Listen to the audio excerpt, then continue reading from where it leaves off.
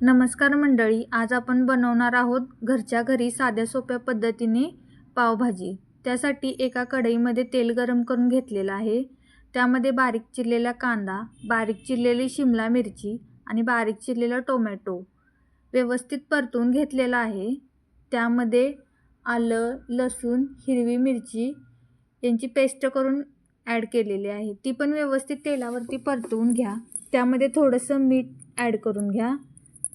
त्यानंतर हळद, हिंग, पावभाजी मसाला, लाल तिखट हे सगळं ॲड करून व्यवस्थित तेलावरती परतवून घ्या।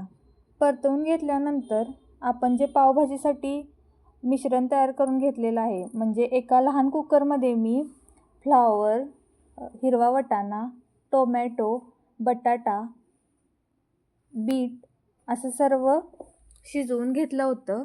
ते मिश्रण मॅशरने बारीक करून घ्या आणि हे मिश्रण आपण जे कांदा वगैरे परतून घेतलेला आहे त्यामध्ये ॲड करून घ्या। पावभाजीला व्यवस्थित शिजू द्या। बघा किती छान रंग आलेला आहे। चवीपुरता मीठ ॲड करून व्यवस्थित पावभाजी शिजवून घ्या। बघा किती सुरेख रंग आलेला आहे पावभाजीला। आवडले असल्यास नक्की ट्राय करून बघा। धन्यवाद।